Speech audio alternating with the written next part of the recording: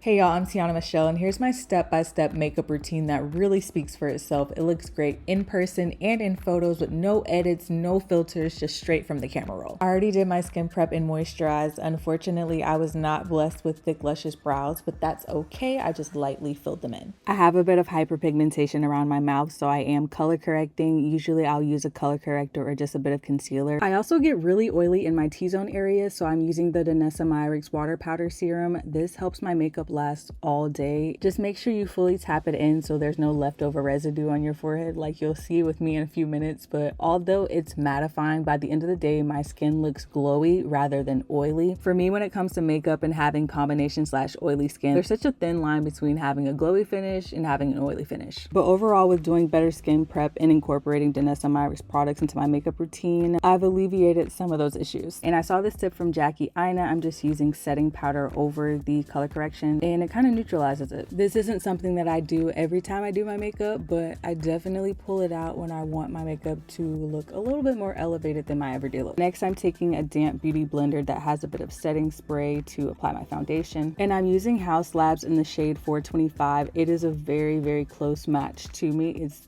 dang near perfect. I have a neutral undertone that leans warm. This foundation is neutral, but it leans cool and has peachy undertones, which can sometimes look a bit red on me, so I have to keep that in mind. I've only gotten into makeup in the past year, and I'm always looking for a good foundation match. So if you have any good brand recommendations, please drop them down in the comments. I would greatly appreciate it. And I'm really only focusing the foundation where it needs to go, which is the bottom half of my face and around my forehead. I'm leaving my under eye area alone. I'm using a bit of bronzer along my cheekbones and on my forehead. I prefer to use bronzer as my contour rather than contour because it gives me a warmer look. I'm learning that it's kind of key to do your makeup in a way that's flattering for your face specifically. I like to put the bronzer pretty high up on my cheekbone so that when I do my blush, there isn't a separation there and it blends together more seamlessly. I blend out everything a little bit more with a bigger and more dense brush. I'll link all the brushes I use and everything else down in the description box. When I do contour my nose area, I like to focus more at the top of my bridge and the bottom of my nose. Sometimes when I wear a full face and don't do anything with that area, the makeup kind of looks flat. It's been a learn as I go type of thing. I practice every single week. It's kind of becoming therapeutic to me. If you're just getting into makeup in your late 20s, 30s, 40s, 50s, let me know down in the comments. That's where I am right now, and I feel like it's never too late to learn anything. For my blush, I'm using Danessa Myricks in the color Jubilee. It's a soft terracotta. It's really, really pretty. It's a cream blush, and I always apply it first with a sponge and then go back and blend it out with a brush.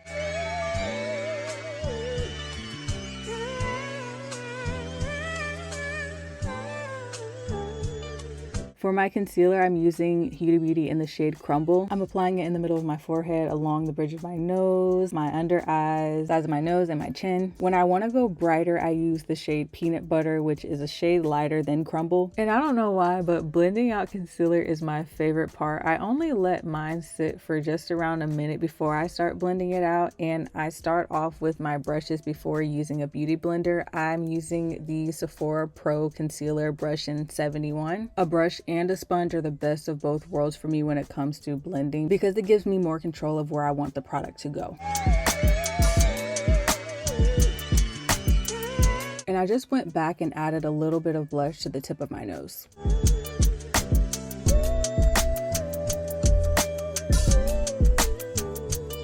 I'm spraying my damp beauty blender with setting spray to blend out those areas. And I really take my time with my concealer so that is blended out really well. The key to a more seamless look is just hella blending.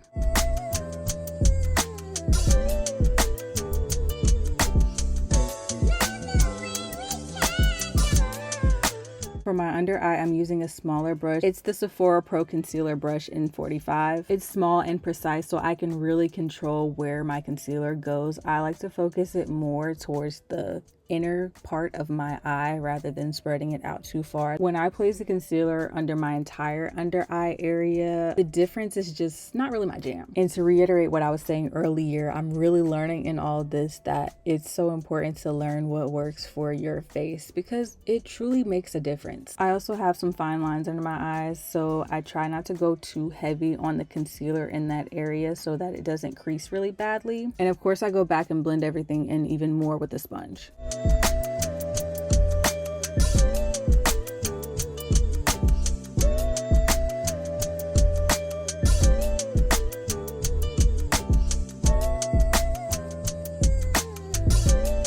Just to add a tad bit more brightness, I'm going back in with a second concealer. This is the NARS concealer in Walnut. I don't use a brush here, I just go straight in with my beauty blender. I use a really light hand when blending and try to keep the concealer from going too far under my eye, because if not, it will crease hella bad.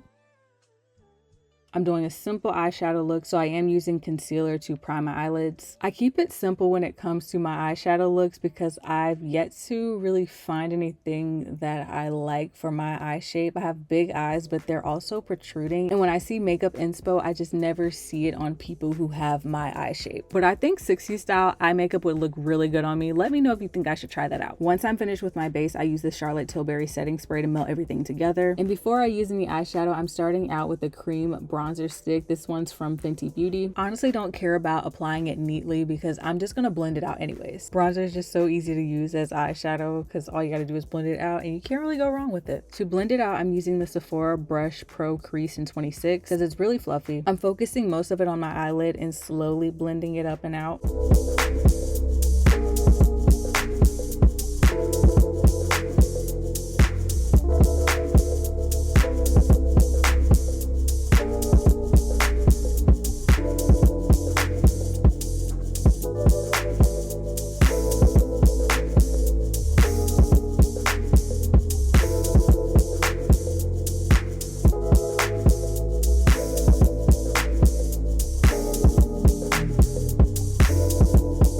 I use a bit of powder bronzer just under my brow bone. This one's from Benefit Cosmetics and Toasted. I'm only using one color out of this Patrick Ta eyeshadow palette. It's the Major Dimensions 3. I'm using the shade Trademark and blending it on my lid and just above my inner corner.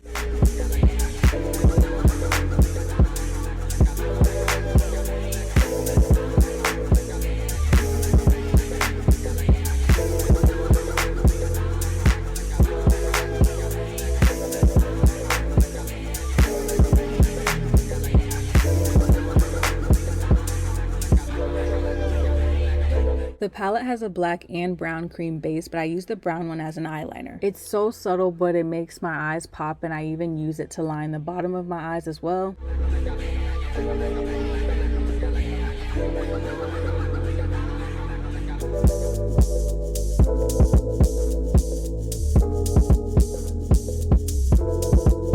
Next, I'm curling my lashes before applying some lash clusters. I got these from TikTok Shop. They are the You Cool Me lashes in Aphrodite. When I want to wear lashes, I do clusters because they last a good while depending on how you apply them. I don't wear them any longer than 3 to 4 days, but I have been able to get them to last up to a week in the past. Applying them has gotten easier for me to do now, but when I first started using them, it was pretty dang tricky, so it takes practice. I'm using a 16, 14, 12, and 10. When I apply the bond glue, I try not to apply it to the end of my real lashes, and I apply each cluster just above my lash line but not too close to it, or else it can be pretty uncomfortable. Once I'm done applying the lash clusters, the last step is to just do the sealant. I apply the sealant under and above the lash clusters so that it actually stays. And lastly, I use lash tweezers just to make sure everything stays in place. And by this point, my under eye concealer has been sitting for a hot minute, so I'm just going back over it with my beauty blender to blend out any creasing. I set my face with 2 different powders from One Size. I use Marigold under my eye and in the center of my forehead. It gives me the perfect amount of brightness, but if you're not really into yellow powders, then I suggest the Ultra Peach from One Size. It's also a lighter setting powder, but it's not yellow.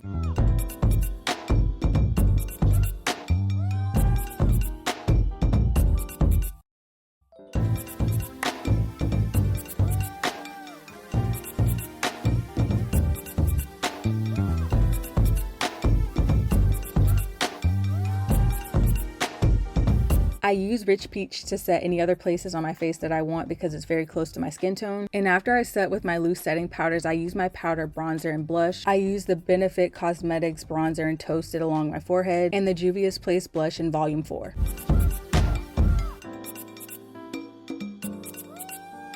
Adding some mascara to my bottom lashes. I'm using this one from CoverGirl. It's their Lash Blast Super Cloud Mascara. Round liner is always going to hit for me. I'm using this one from NYX and Rebel Kind.